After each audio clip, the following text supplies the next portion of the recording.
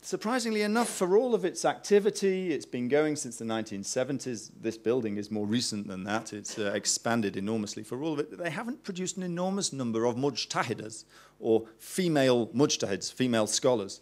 And it's been one of the disappointments in a way. One can understand why it's happening, but it's one of the disappointments in a way. And one of the projects within one of the sub projects within the Hausa project is a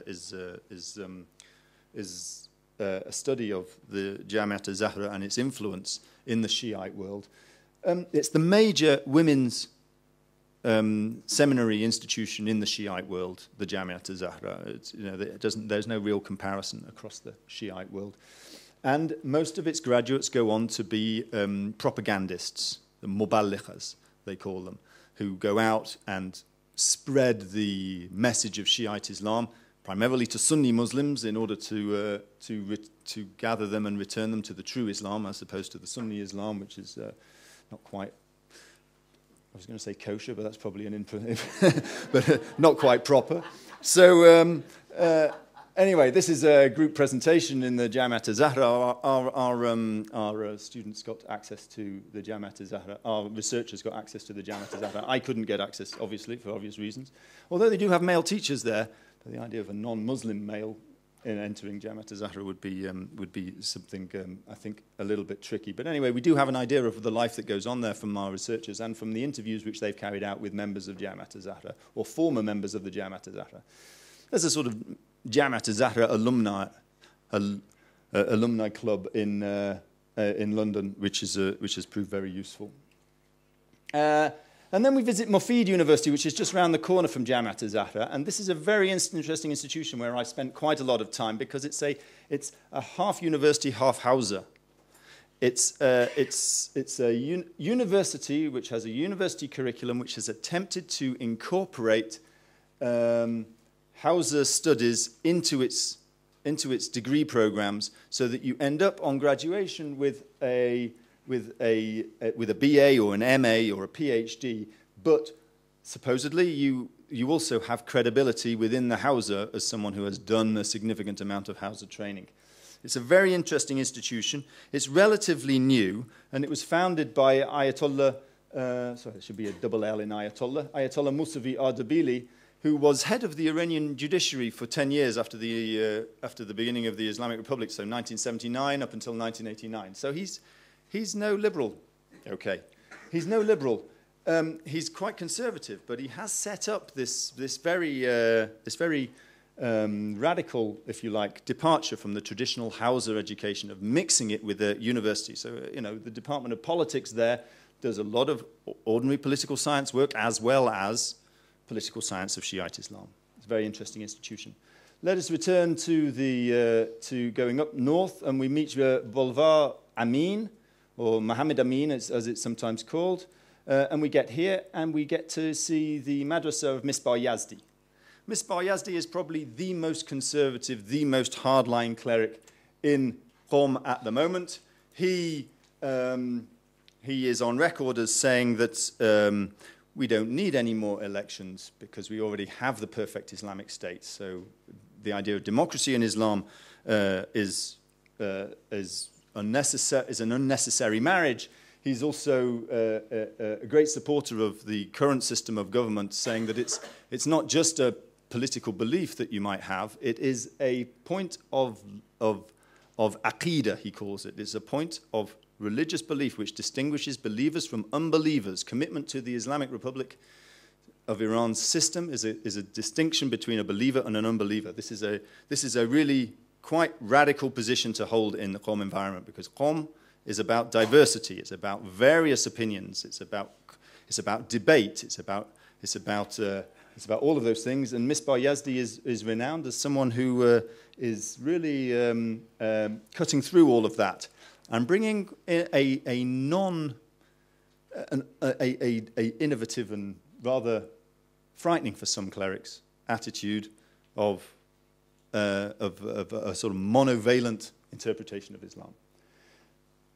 His is just opposite the Musalla Yaqud, which you can see is an attempt to replicate the Dome of the Rock in a vague sort of way. But but the point is, it's a circular, well, not circular, it's an octagonal prayer hall with a central dome, very unusual, and not the without, if you don't have a shrine in the middle, very unusual for a musalla. Okay, moving on quickly, we visit just a bit further down, so past there and turn left down a little alleyway. You get to the offices of Ayatollah Vahid Khorasani, who is a Najaf-trained traditional scholar, completely different from from Misbah Yazdi, who argues against Misbah Yazdi, saying that the clerics should not be involved in politics. The clerics are doing the study of the Sharia, the law of Islam, for the rest of the community so that they can become better Shiite Muslims. It's not their role to try and control and take control of the community. It's their role to inform the community and try and exhort the community to be better Muslims. And his extremely popular usul classes here, I could tell you more about his usul al-fiqh, his legal theory, which is really, I think, very exciting and very innovative. If we go just round the corner and along past the river, which most of the time is dried up, occasionally you do get a bit of water in it, but most of the time it's dried up, to the offices of Yusuf Sanei. Ayatollah Yusuf Sanei is the successor to Ayatollah Montazeri, who died around about a year ago, for the reform movement. Great advocate of the marriage of Islam and of democracy in Iran and the possibilities of the creation of a truly Islamic state. And a bit further on along the road there, as I hurry you along, we're getting to the Burujerdi Library. Ayatollah Burujerdi, who died in 1961, really put Qom on the political map, not because he was political himself, but because he had very good relations with the Shah and established Qom's independence.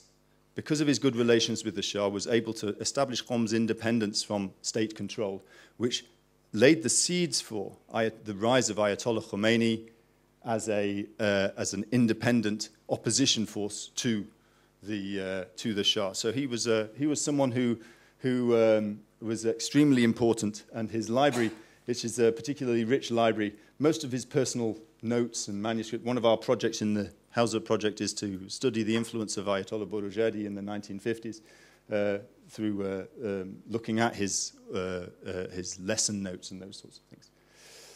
So back to the Haram, and I've just got time to show you the Fayziyya door and just talk very briefly, I promise Raquel, very briefly about some of the reform systems that are going on at the moment within the Hausa. You have a reform of the Ijaza system. The Ijaza is the system whereby you give a permission to teach this text to one of your students, i.e. they're qualified now, you can give them this Ijaza. This has always been an informal and rather loose arrangement, but the reform is, and this tells you it's an informal Ustaz Tilmidh utterance, sometimes with no literary record at all. It's sometimes scribbled at the end of a book.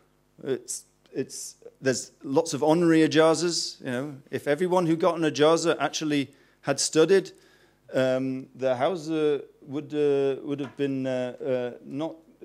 have never been short of students. But we know that it's been short of students at particular points in time. It's obviously the honorary ijazas, just like honorary degrees, which have functioned. But the reform of the ijaza system is to make a central database, the establishment of the Mudiriyat Hausiyya Ilmiya Qom. This is the administration of the house of the knowledgeable Hausa of Qom, for want of a better translation, in which is making a central register of ijazas, so that ijaza donation from a sheikh to a pupil will now be something which people have to record in a central ledger. And there's a requirement, there's examinations coming in which sheikhs just can't give ijazas whenever they feel like it. They have to have a proper examination. And of course, when you have a proper examination, you have to have a ritual, an invented ritual called the ta'mim, the bestowal of a turban to the person who has finished their studies. And so these are some pictures from a ta'mim ritual. This is completely invented in the 20th century.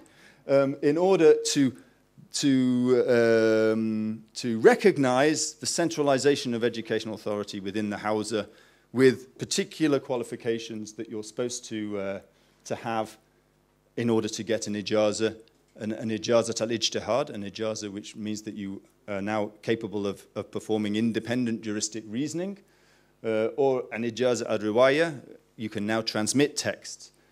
On both occasions, you need a ritual, just like we have a graduation ceremony.